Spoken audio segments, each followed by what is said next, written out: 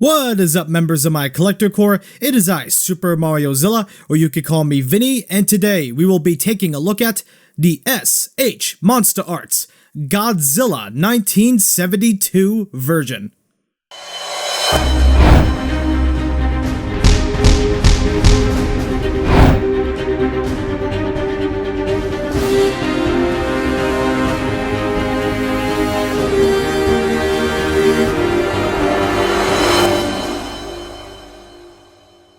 The figure was originally teased after Gigan 1972's reveal, but not shown off yet. It was just a silhouette.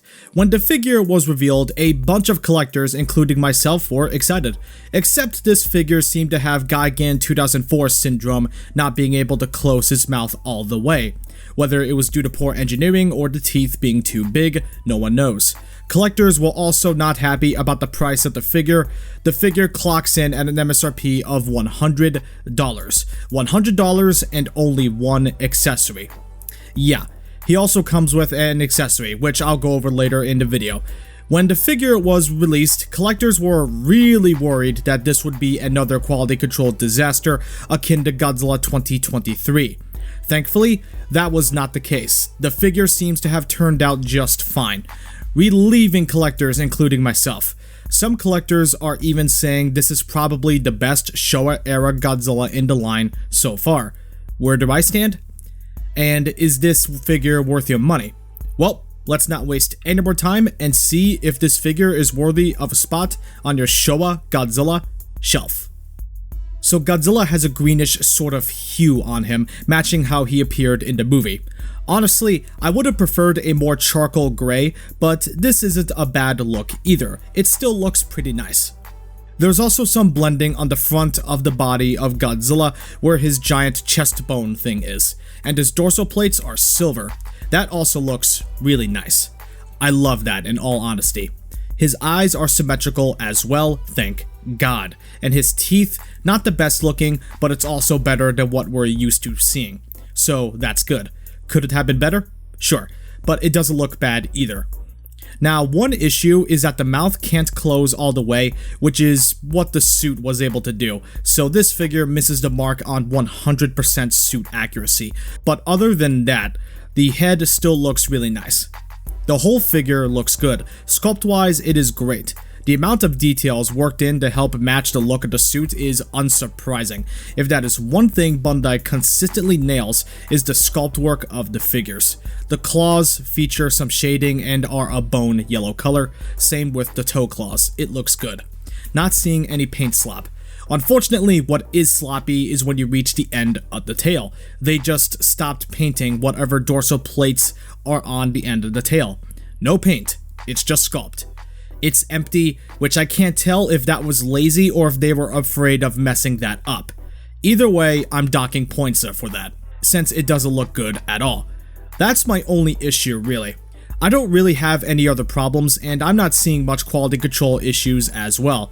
Everything pretty much checks out. The only improvements I would make is fixing the teeth paint and painting the end of the tail's dorsal plates. So only two issues I have. Overall, I'm pleased with how Godzilla 72 turned out. He looks great, and I'm happy he didn't turn out to be another quality control mess. Godzilla's articulation is a lot of fun here. Like, out of all the Showa Godzilla figures that's been released so far, he's definitely the most posable. So let's see what he's got. The mouth can open, it's on a ball joint. It can open up this far and can close this far. Not all the way like the suit can, so that's unfortunate. There's a ball joint here, here, and here, so he can look down pretty much all the way and can look up.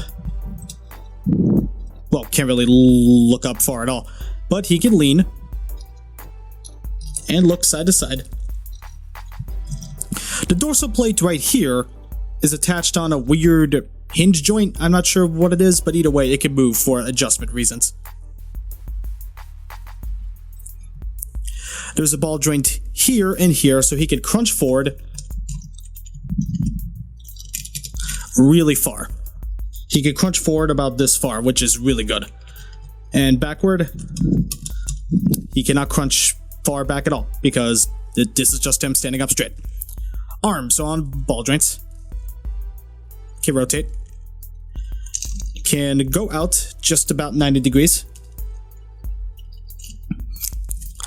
Elbows are on ball joints, so he can bend a little bit less than 90 degrees, but that's fine considering, you know, how stiff the suit was.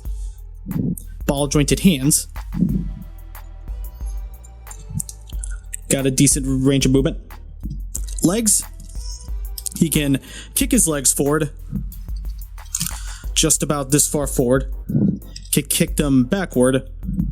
Just about this far back. And they can also pull out if you need them to. Though keep in mind, there will be some gapping. Thighs are on a swivel. A little bit. Yeah, there's some sleeves right here to prevent gaps. Knees are on a bend. They can bend just about this far, which is okay. Ankles are on ball joints. He can kick them back about this far back. Forward. About this far forward. And the ankle rocker is sweet. Pretty good. Tail is a lot of fun. Does not fall apart. It can go in all sorts of directions. It is a wonderfully done tail. I could compare it to Gigan 72. That's how fun the tail is.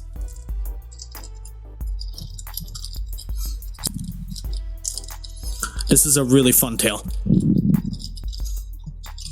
I love it. Love, love, love it. So Godzilla can be posed with no issues.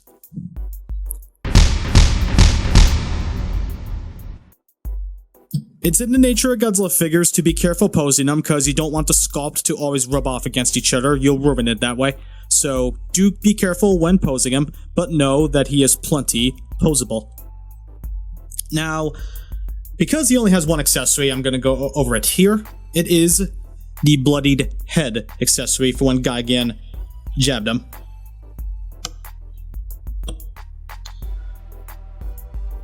Yeah, so same articulation. Mouth can open up this far, can close this far. What do I think about the blood? Pictures showed it looked a little bit like a poop, but it looks good here. You can notice the blood. It's a blood red. Yeah, it's well done. It's going to be hard to see in certain lighting conditions, but overall, it's still well done. You can still see it well, and yeah, looks just like how he did when he got jabbed in this part in the movie. So I do like that. Interchanging the heads is easy.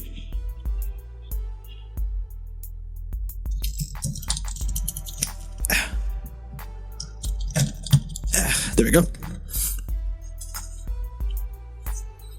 Yeah, so no problem at all.